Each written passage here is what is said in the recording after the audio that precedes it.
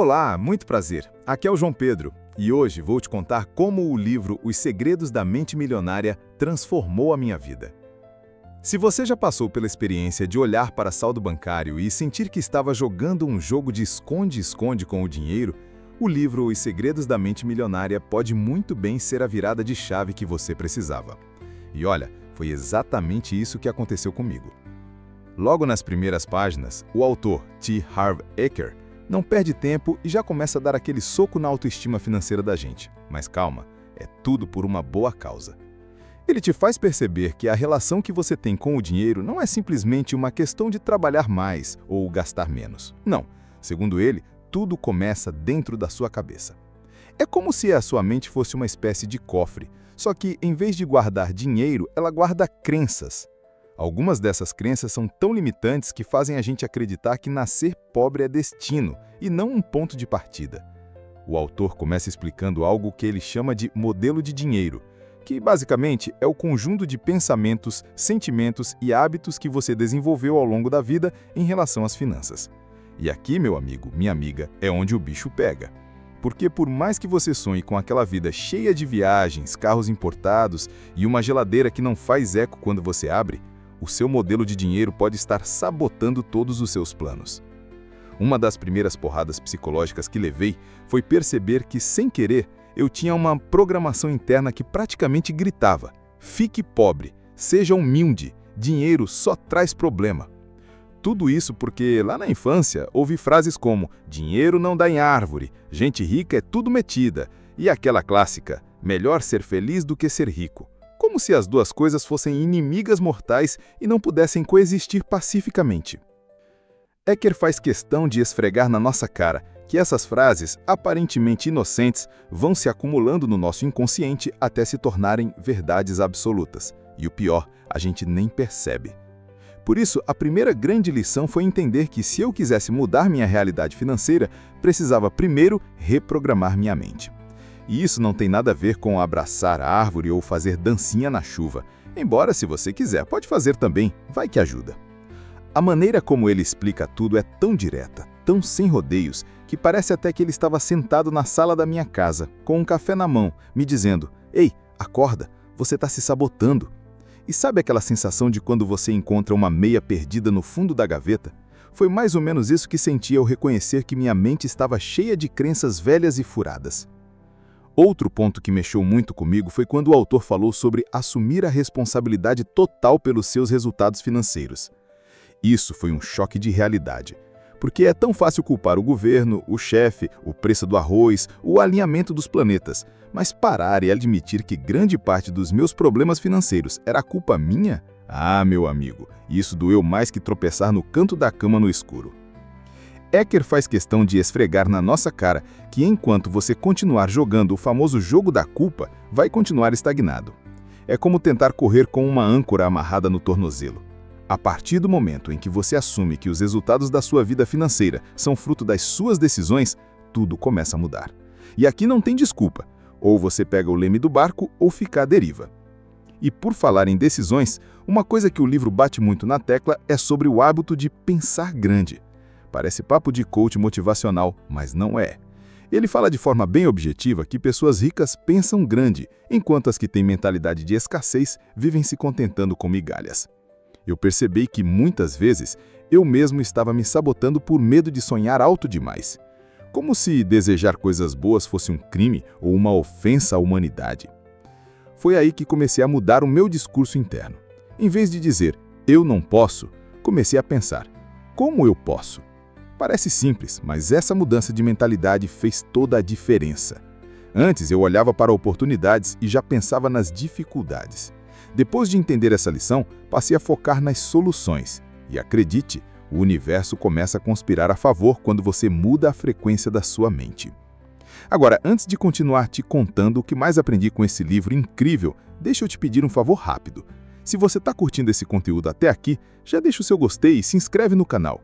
Isso ajuda demais o nosso trabalho a chegar para mais pessoas que, assim como você e eu, querem mudar de vida e conquistar a tão sonhada liberdade financeira. Beleza? Então, bora continuar. Seguindo nessa jornada de autoconhecimento financeiro, Outra coisa que ficou martelando na minha cabeça foi a tal da zona de conforto. Eker fala muito sobre isso. A zona de conforto é aquele lugar quentinho e aconchegante onde nada de ruim acontece, mas também nada de incrível acontece. É o famoso "deixa a vida me levar". Só que a vida, meu amigo, nem sempre sabe para onde está indo. Percebi que eu estava me sabotando todas as vezes que recusava um desafio novo por medo de fracassar. Era como se eu tivesse um botão invisível chamado autossabotagem, e eu apertava esse botão toda vez que uma oportunidade aparecia. Depois de ler o livro, comecei a me expor mais, aceitar desafios, fazer coisas que antes eu jurava que não dava conta. E sabe o que aconteceu? Sobrevivi. E mais, aprendi muito mais do que aprendi em anos me escondendo na tal da zona de conforto. Outro ensinamento que me marcou foi entender a diferença entre trabalhar por dinheiro e fazer o dinheiro trabalhar por você. Aqui o autor dá uma aula sobre a importância de investir, de criar múltiplas fontes de renda e de parar de trocar tempo por dinheiro o tempo todo. Isso foi como um tapa com luva de pelica, porque eu sempre fui aquele tipo de pessoa que achava que só ia ganhar mais se trabalhasse mais horas. Eker mostra que a verdadeira liberdade financeira vem quando o seu dinheiro começa a gerar mais dinheiro, sem que você precise suar a camisa 24 horas por dia. E antes que alguém pense que ele está falando de alguma fórmula mágica ou promessa de enriquecimento rápido, já vou logo avisando. O livro é muito pé no chão. Não tem milagre, não tem atalho. O que tem é mudança de mentalidade e muita ação prática. Inclusive, o autor faz questão de dizer que só pensamento positivo não paga conta.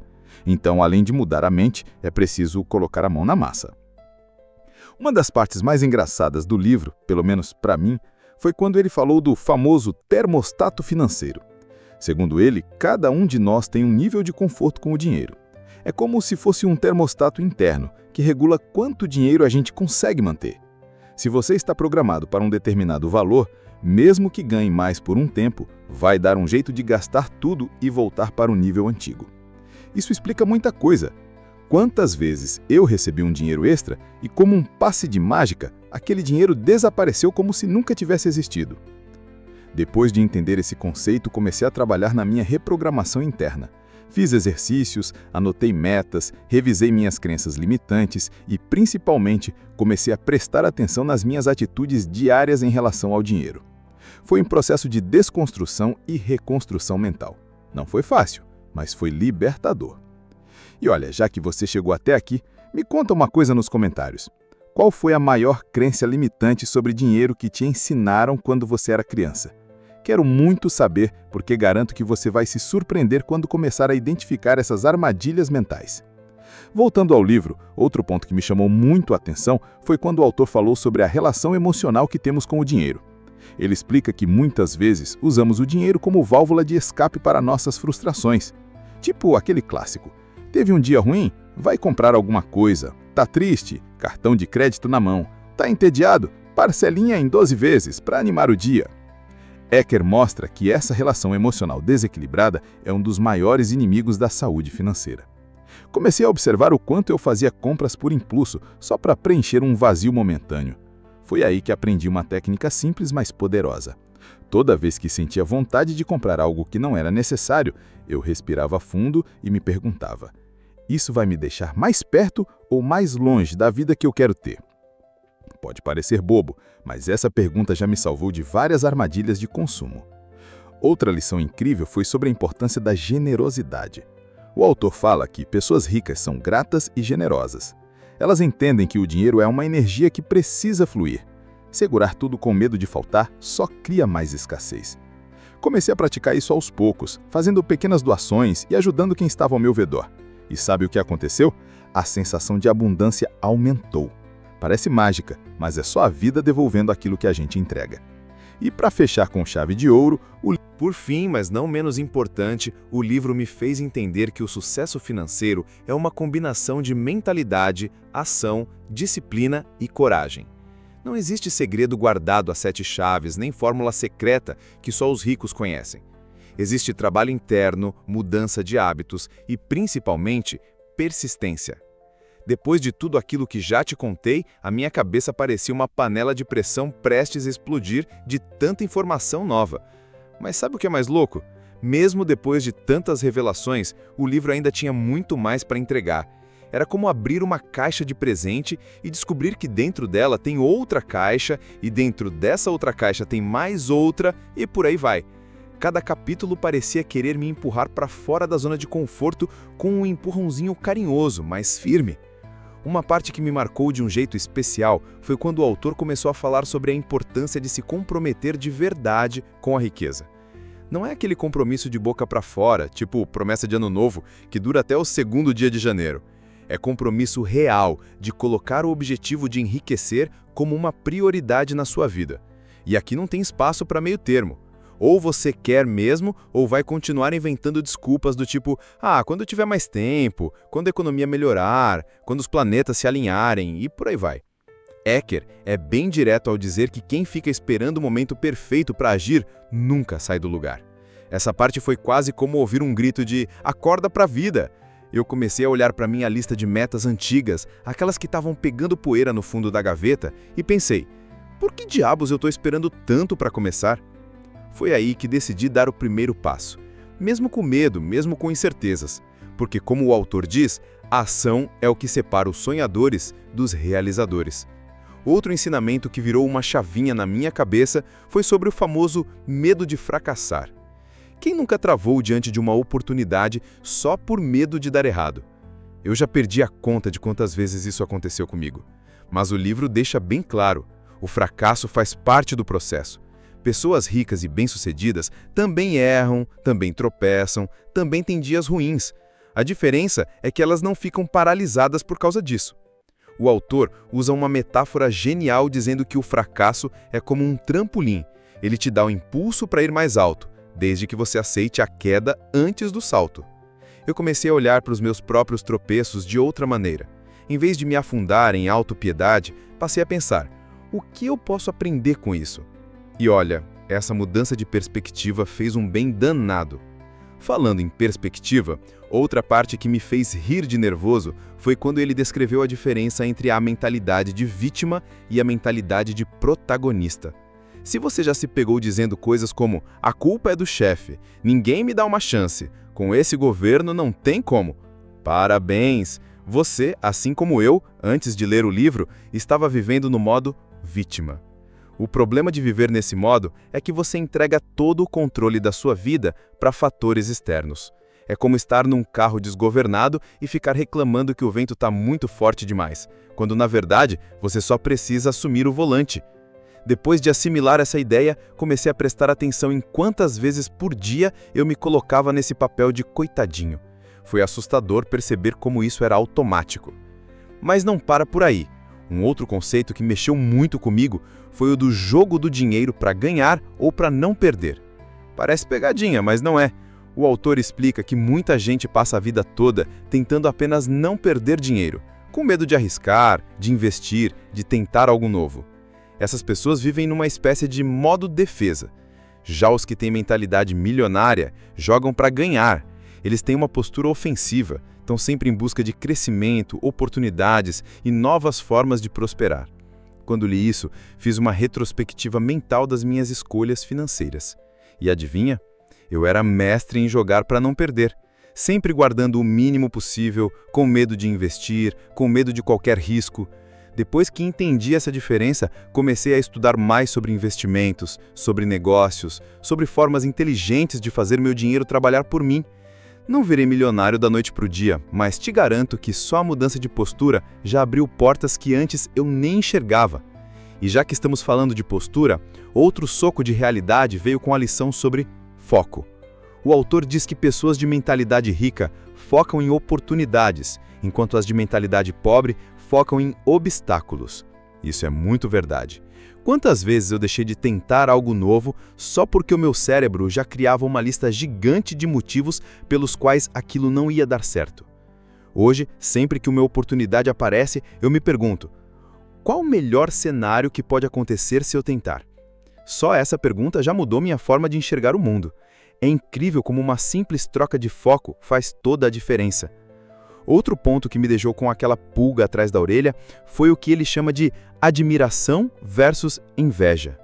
Pessoas com mentalidade rica admiram o sucesso dos outros, se inspiram, aprendem com eles. Já as de mentalidade pobre sentem inveja, criticam e torcem contra. E aqui foi mais um momento de autoconfissão. Quantas vezes eu olhei torto para alguém só porque a pessoa estava melhor financeiramente? Depois de tomar essa bronca literária, comecei a mudar minha postura. Passei a olhar para o sucesso alheio como prova de que é possível chegar lá. Hoje, quando vejo alguém prosperando, ao invés de pensar, que sorte, eu penso, o que será que essa pessoa fez que eu posso aprender também? Outra grande virada de chave foi quando ele falou da importância de se cercar de pessoas que pensam grande. A famosa teoria de que você é a média das 5 pessoas com quem mais convive faz todo sentido aqui. Parei para analisar meu círculo social e percebi que eu estava cercado de gente que só reclamava, só via o lado ruim das coisas e só sabia falar de crise. Resultado? Eu estava me tornando igualzinho a eles. Depois de ler essa parte, comecei a buscar pessoas mais positivas, empreendedoras, com mentalidade de crescimento. Não foi fácil, confesso, mas aos poucos, trocando ideias com gente que tem uma visão mais otimista, percebi que meu jeito de pensar começou a mudar. As conversas passaram de reclamações para ideias, de problemas para soluções. Agora vamos falar de uma parte que me pegou de jeito, a relação com o merecimento. O autor bate muito na tecla de que muita gente não enriquece porque, no fundo, não se acha merecedora de ter dinheiro. Isso é pesado, né? Mas faz todo sentido. Se lá no fundo você acredita que não merece ser rico, vai dar um jeito de sabotar todas as suas tentativas de enriquecer. Eu comecei a perceber isso em mim.